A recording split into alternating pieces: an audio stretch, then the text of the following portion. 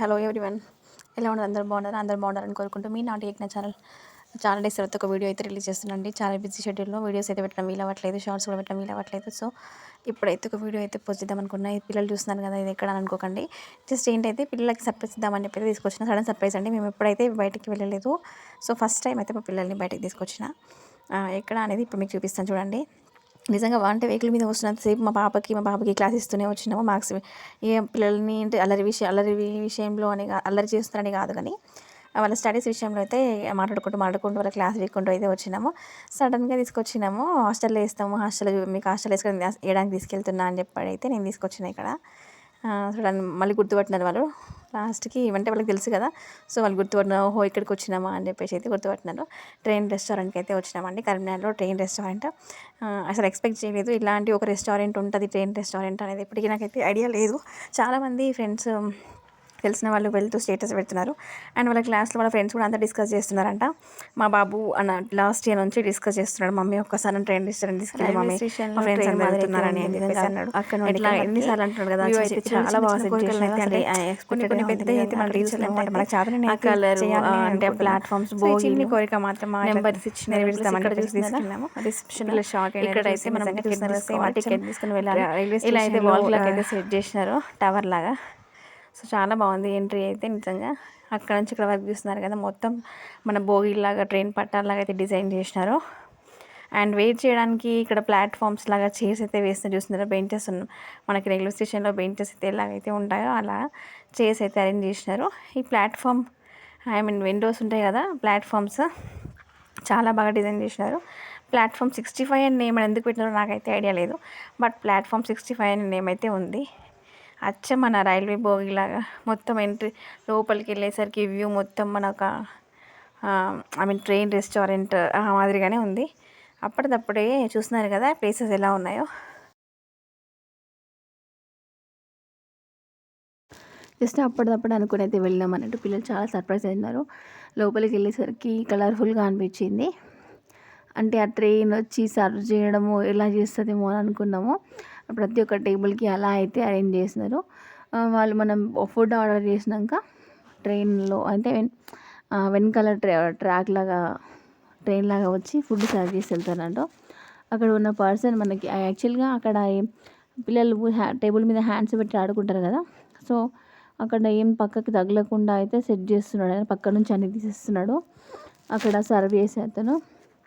So train వస్తుందనే ఎక్సైట్మెంట్లో మా వాళ్ళైతే లోపల వెళ్ళినట్టయితే ఆ లోపల మొత్తం వ్యూ చూసినారు కదా, వెనకాల సైడ్స్కి ఎంత బాగా డిజైన్ చేసినారు. ప్రతి ఒక్క బిల్డింగ్స్ కావచ్చు, వాటర్ కావచ్చు, ప్రతి ఒక్క థీమ్తోనైతే డిజైన్ చేశారండి. నిజంగా తప్పకుండా వెళ్ళాల్సిందే.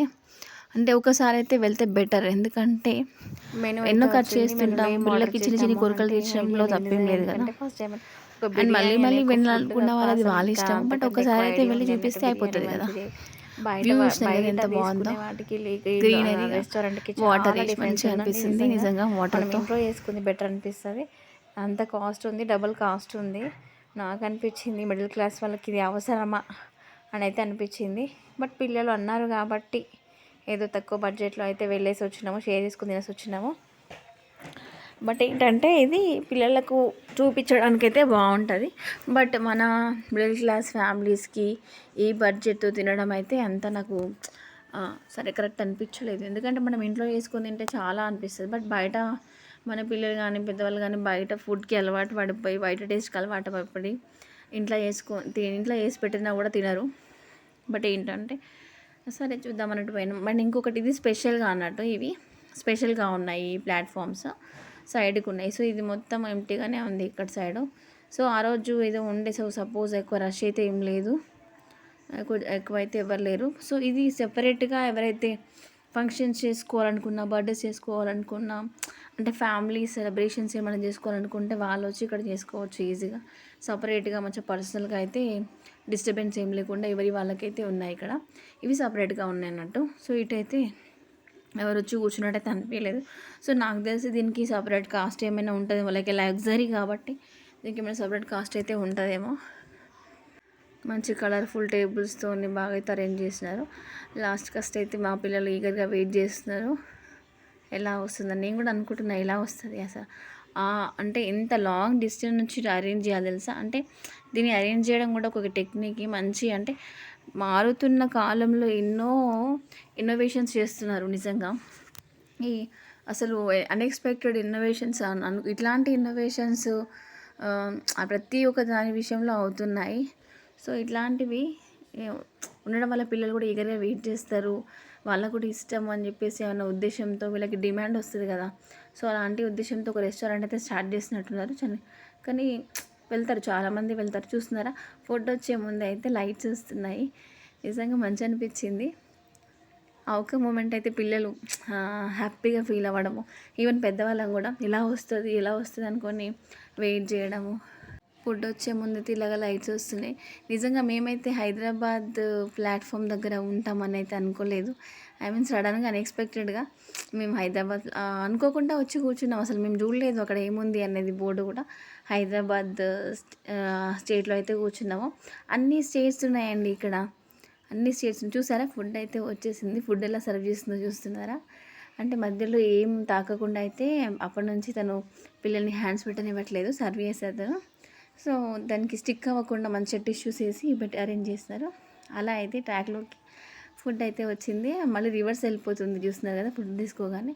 సో ఇది మొత్తం ఎలా రన్ చేస్తున్నారు అనేది మాత్రం చాలా నిజంగా మంచి ఇన్నోవేషన్ అనుకోవచ్చు. చాలా బాగా అనిపించింది.